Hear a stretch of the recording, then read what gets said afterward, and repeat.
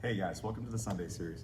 Today we're going to talk about tips and tricks. So, wherever we're going in our fitness journey, it's always going to start with mindset. My biggest tip for you in terms of mindset is make sure the mindset is clear, but more importantly, direct. We all have different goals, but it's important to express these goals and trying to figure out what it is that we want to achieve and what it is that we want to do. Mindset really connects a lot with our focus, and our focus really connects with our actions. If our actions aren't lining up with what our true intent is, then we're only spinning our wheels and we're not going anywhere. So for us, knowing and understanding our mindset is going to help us direct our energy and direct our actions into better places that are only going to help us achieve our goals. Now, like that, if our mindset is super important and strong, then any sort of deviation or any sort of bad day or bad meal that we might have had is going to help us connect a little bit more to the root cause of why we're trying to get there. So it's important for us to know and understand that this mindset is going to be absolute when it comes to us hitting our goals. If we're not in the right mindset, we may not hit our goals, and we may not shoot as high as we thought we might. So the second thing that I really want to get in is diet is 80% of it. For a lot of us, we like to think that we can work out and achieve some sort of weight loss, but if diet really isn't on point, then all we're simply doing is just training our bodies and improperly fueling our bodies. So for the most part that we need to know and understand is diet is 80% of it. And a tip and a trick that we might give you is this: make diet the biggest emphasis of your day. Realistically, the food that you're giving yourself is the stuff that's powering your machine and powering your performance. So we know that and we understand that the more that we can control what's going on in our nutrition, the better the results are going to have. A tip might be, guys, cook at least 80% of your meals. Try to get at least 80% of your meals with ingredients that you know and you put together. Or you have a very basic or more than a basic understanding of what those ingredients entail. Chances are, if you probably can't pronounce something, you might not know what it is and you might not know what it's doing for you. Now, it stands for the reason that a lot of these chemicals that are being put into food and food product may not have a huge detrimental effect on us now, but at a long time, it might be something to take a look at.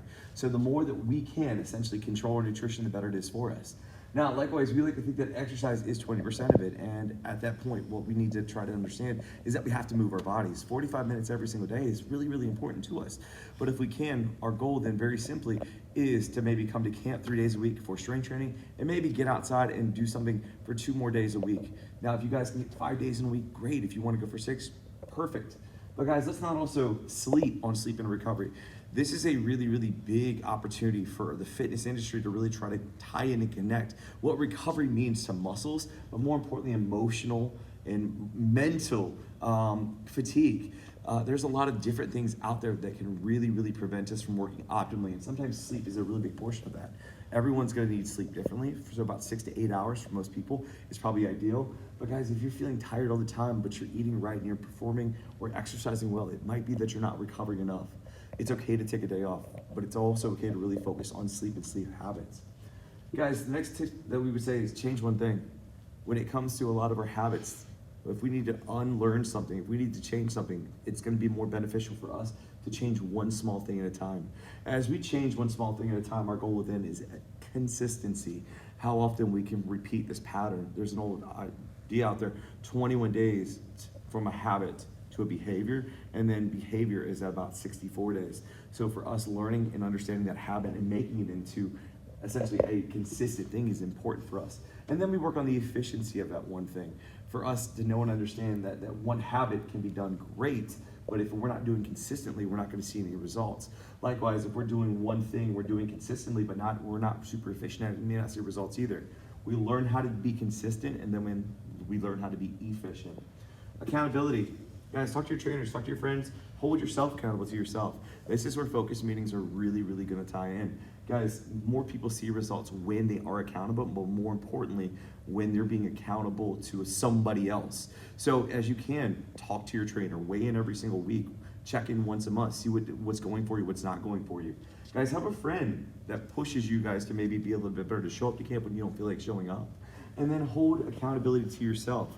Maybe make better choices when you're out and eating. Maybe make better choices on the weekends. Maybe make better choices before or after camp or at the evening, as you want to and as you need to.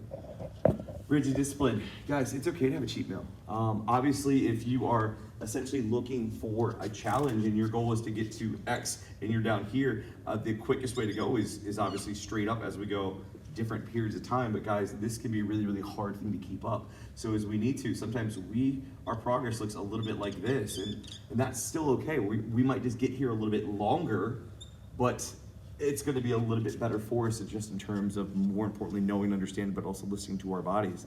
So guys, rigid discipline is perfectly understandable, but in short, small doses. Guys, 4-week, 6-week challenges are really, really important sometimes to maybe kind of getting our heads back in the right game. But guys, this can be really, really hard. This can be really, really sometimes too much for us right away. Now, is it okay to have a cheat meal? Absolutely. You're gonna have little cravings that your body's gonna just essentially need from you. So it's important every now and then when you're feeling tired, when you're feeling fatigued, or when you just have a craving, listen to what your body's telling you. And then you guys can either look up that craving or talk to me, and we can figure out what that craving means, and more importantly, how we can satisfy that craving. Guys, if you need some extra tools for accountability, exercise trackers are great. I got an Apple Watch. There are Fitbits out there. There's also the MyZones. All this stuff are great, and all that stuff works. It can help hold you accountable. It can help give you guys extra challenges, but more importantly, it can help you see what actual results you're seeing. Guys, food tracker is going to help understand, hey, what this calorie is, or what this food is in terms of calories, in terms of macronutrients, and more importantly, it's going to help hold me accountable to the total calories I have throughout the day, the total protein I have throughout the day, and everything else that I might need out of my food. And guys, if you don't want to track your calories, at least get a food scale so we can at least know and understand what certain portion sizes are to look like. Do you need a food scale? Absolutely not. We can still use the hand. Guys, it's about 4 ounces. This is about a half cup. This is about 2 cups, and this is about 1 tablespoon. All this is protein, starchy carbs, vegetables, fat. And all that stuff's gonna be relative to the size of your bodies. So if you don't wanna have a food scale, guys, we can always use our hand, but guys, all this stuff helps you do is know and educate yourself on what foods we need to learn and understand about. And then finally, guys, supplements. Look, if you're eating a lot of the same foods every single week, then it's important that we get a multitude of different vitamins and minerals from excess sources.